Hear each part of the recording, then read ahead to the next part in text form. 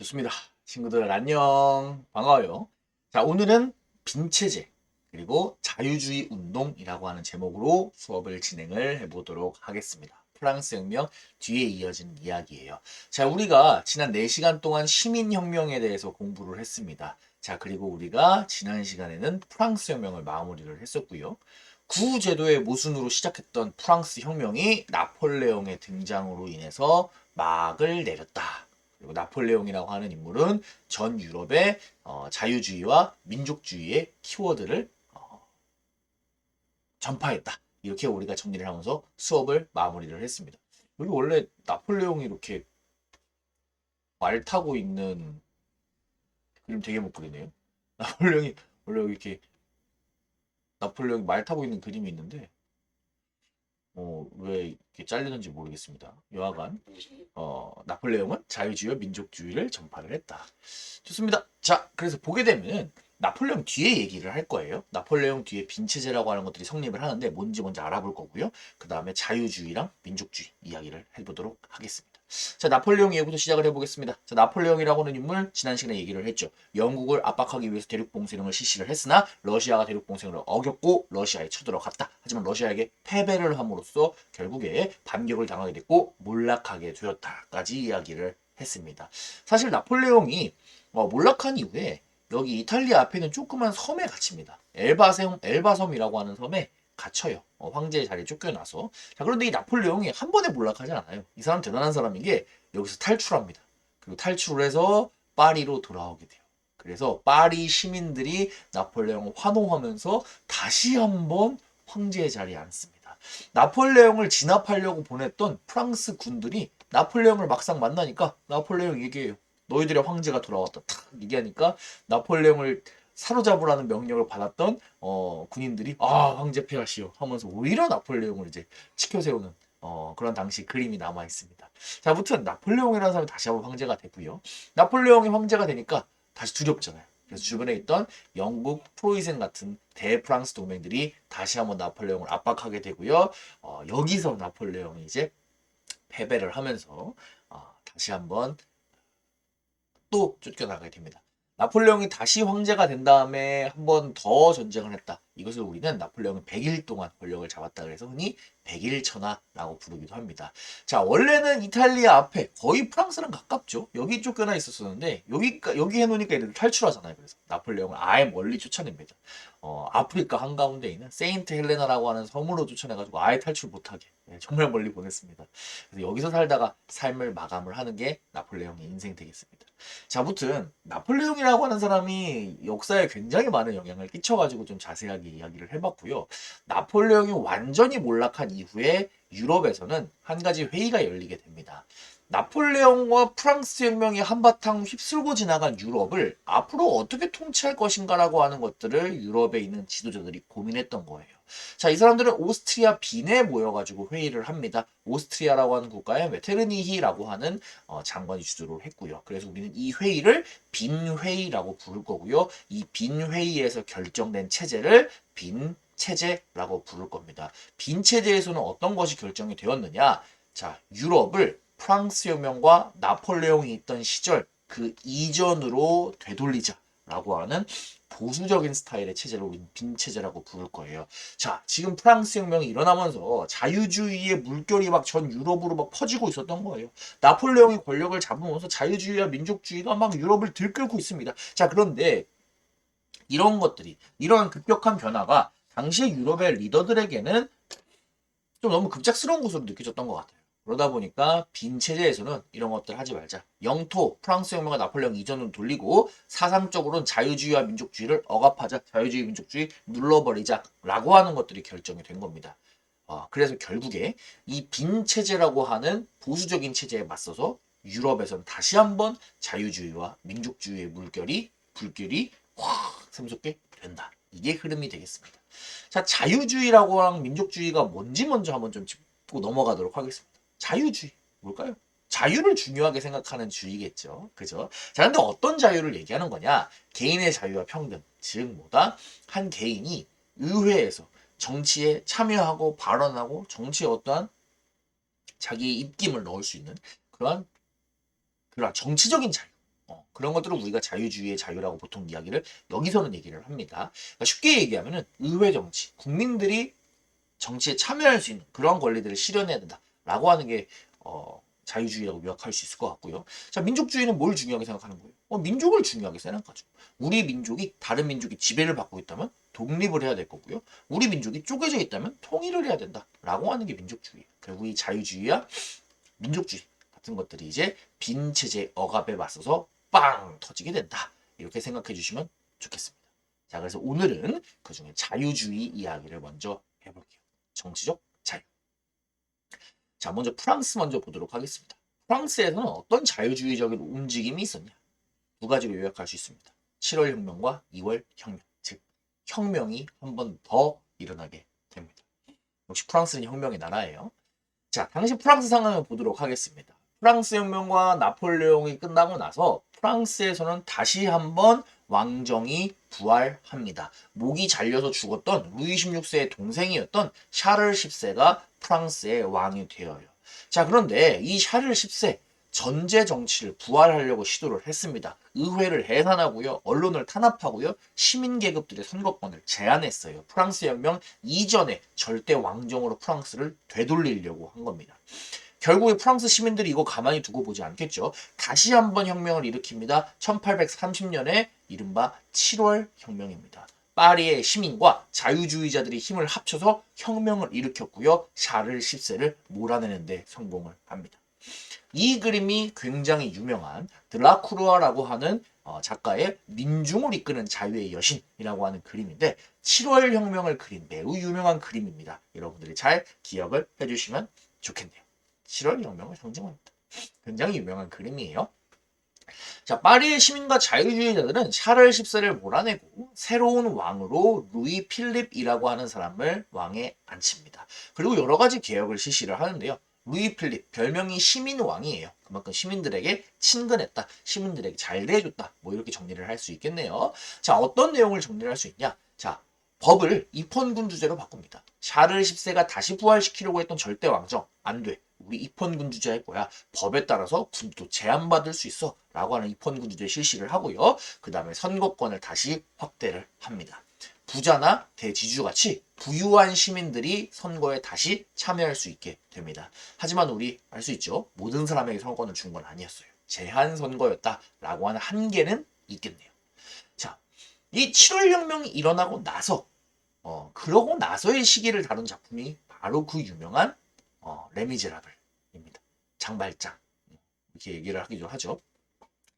7월 혁명이라고 하는 건 어떤 혁명이었을까요? 잘 생각해봐요. 우리가 1789년에 프랑스 혁명이 처음으로 시작을 합니다. 그리고 7월 혁명이 1830년이에요. 그러니까 프랑스가 혁명과 나폴레옹 그리고 다시 혁명을 겹치는 과정이 벌써 몇 년이에요. 그래서 50년 이상의 거의 50년 가까운 시간 동안 프랑스에서는 그렇게 정신없는 정치적인 엄청난 대변동이 이루어졌습니다. 하지만 여전히 뭔가 완성된 느낌은 아니잖아요. 그러다 보니까 그런 상황에서의 굉장히 혼란스러운 사회 분위기가 있었던 거예요. 그리고 그 혼란스러운 사회 분위기를 배경으로 했던 유명한 작품이 바로 이 레미 제라블 되겠습니다. 우리 사회는 안정을 찾아갈 수 있을 것인가? 정치적으로 혁명은 성공할 수 있을 것인가? 사람들은 권리를 차지할 수 있을 것인가? 뭐 그러한 고민들을 다루고 있는 작품이다. 이렇게 얘기를 할 수 있겠네요. 책도 있고 영화도 있고 뭐 뮤지컬도 있고 다양한 장르가 있으니까 여러분들이 한 번쯤 접해보면 좋을 것 같습니다. 자, 이래서 7월 혁명 이후에 한계가 있었던 거예요. 이 혼란스러운 상황 속에서 다시 한번 혁명이 발생하니 그것을 우리는 2월 혁명이라고 부릅니다. 7월 혁명의 한계가 뭐였어요? 왕이 있는 입헌 군주제였고요, 일단.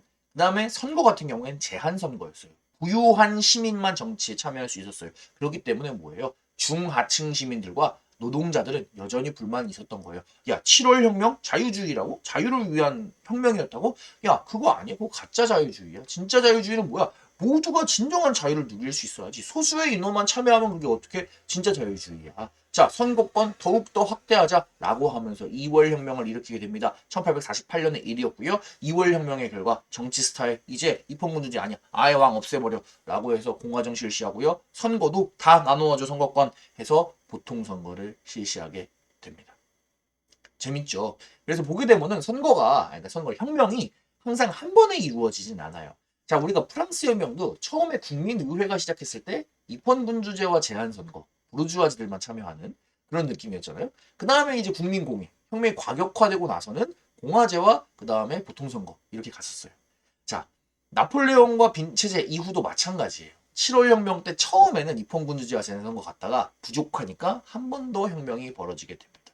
그래서 우리가 이렇게 조금 쌍쌍을 이룬다 생각하면 구조적으로 이해하기는 조금 쉬울 것 같네요.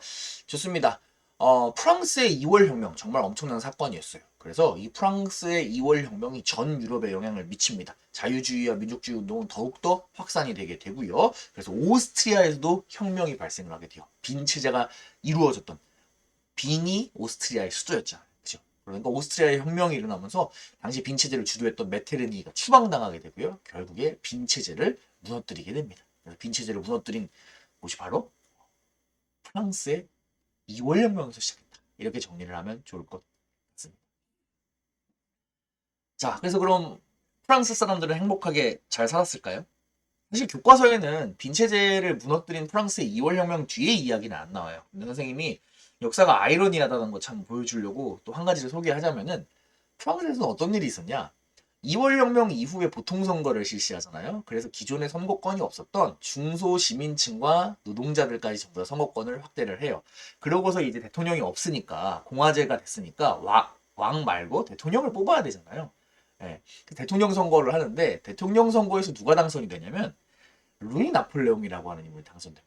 자, 이름에서 알 수 있듯이 이 사람 나폴레옹의 조카예요.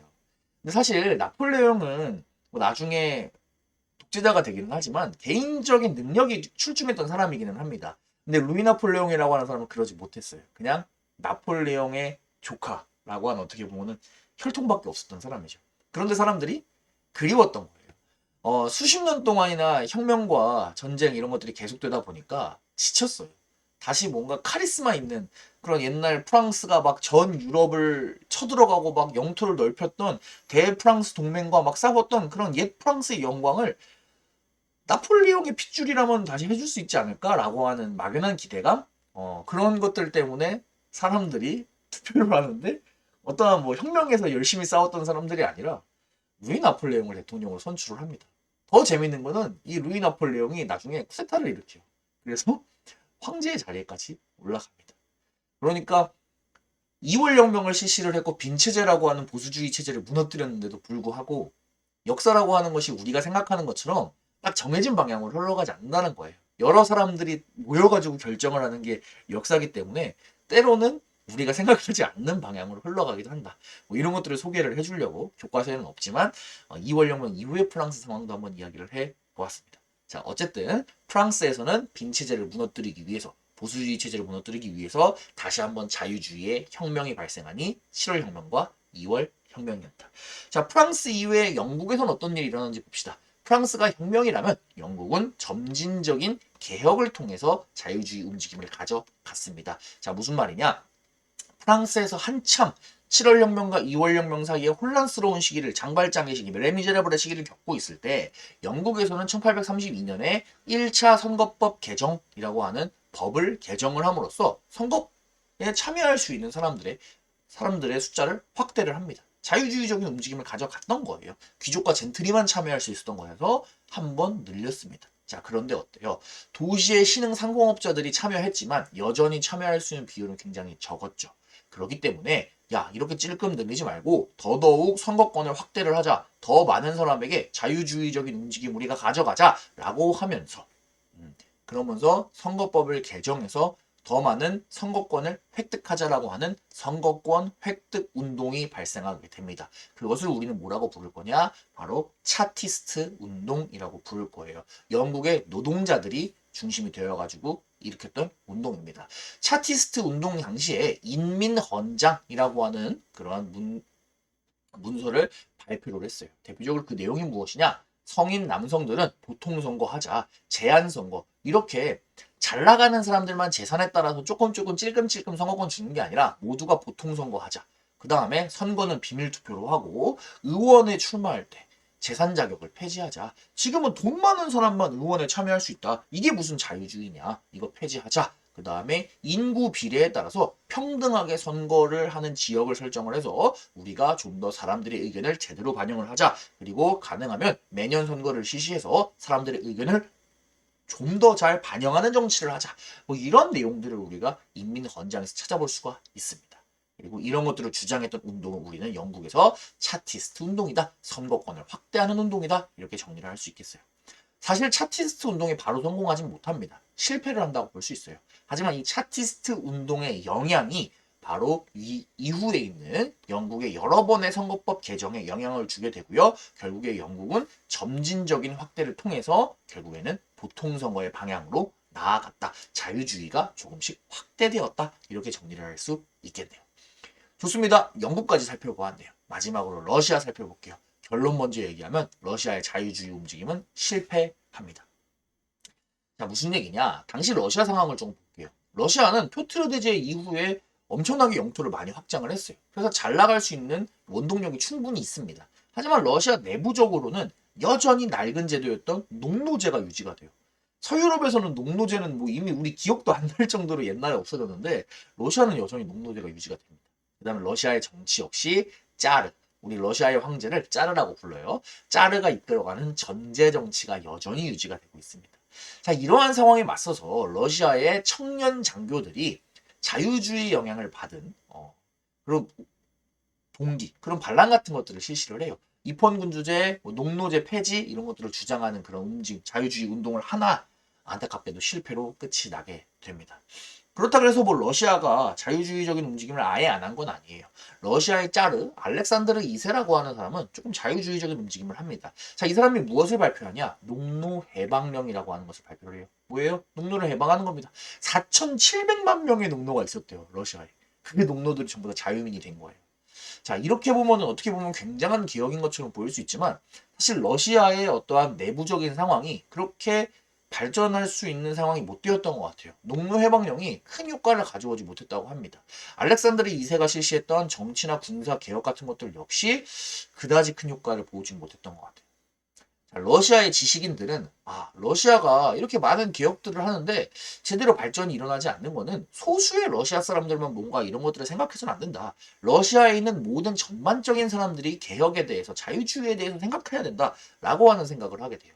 그래서 러시아의 지식인들은 브나로드 운동이라고 하는 운동을 하게 됩니다. 뭐냐? 농촌 계몽 운동이라고 생각하면 될 것 같아요. 자, 브나로드는 러시아 말로 민중소그루란 뜻이에요. 러시아의 지식인들이 직접 민중, 농민들이 있는 러시아의 지방 곳곳으로 가서 이 사람들에게 계몽을 하자. 이 사람들을 어리석으면서 깨우치자. 우리가 이 사람들에게 자유주의적인 러시아의 그런 발전에 대한 어떤 청사진을 그려주자. 그럼 러시아가 전반적으로 발전할 수 있는 그런 토대가 마련될 것이다. 라고 생각했던 운동이에요.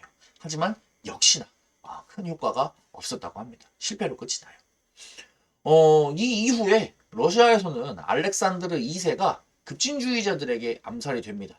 급진주의자들이 생각을 하기에 더 급진적인 자유주의 개혁을 해야 되는데 러시아의 짜레였던 알렉산드르 2세는 뭐 별로 마음에 안 들었던 것 같아요. 결국에 나름의 개혁 정치를 펼쳤던 알렉산드르 2세를 암살하게 되고요. 이거에 대한 반대급부로 러시아에서는 야씨 개혁 실시하려고 했는데 근데도 왕을 죽여버린단 말이야. 와 이거 개혁 자유주의자 이거 진짜 안 되겠네 라고 하면서 오히려 러시아의 짜르는 전제 정치를 강화하고 자유주의를 더더욱 탄압하는 상황이 발생합니다. 결국에 러시아에서는 짜르가 여전히 계속해서 권력을 장악하게 되고요. 짜르가 물러나게 되는 것은 우리가 나중에 기말고사 때 배울 1917년 사회주의 혁명에 가서야 이루어지게 됩니다. 그래서 결론만 얘기하면 러시아의 자유주의 움직임은 실패했다. 정리할 수 있겠네요. 자, 오늘은 빈체제로 시작을 했습니다. 빈체제가 무엇이냐? 나폴레옹 이후 프랑스 혁명 이후의 유럽을 어떻게 할 것이냐라고 하는 회의였어요. 그 빈 회의에서 결정된 빈체제의 내용은 뭐다? 보수적인 거죠. 자유주의랑 민족주의, 프랑스 혁명은 나폴레옹의 정신을 억압하겠다라고 하는 겁니다. 자, 여기에 맞서서 싸우는 거예요. 자, 오늘 자유주의 먼저 봤죠. 프랑스에서는 자유주의 혁명. 자, 7월 혁명과 2월 혁명을 통해서 자유주의를 선거권을 확대해 나가고요. 영국은 자유주의 운동을 합니다. 점진적으로 차티스트 운동을 했었고요.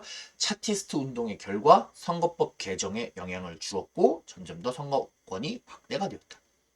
러시아도 여러 가지 자유주의 운동을 실시를 했어요. 농노해방령이나 브르나로드 운동 같은 것들이 있었으나 효과는 미비했다. 이렇게 정리할 수 있겠네요.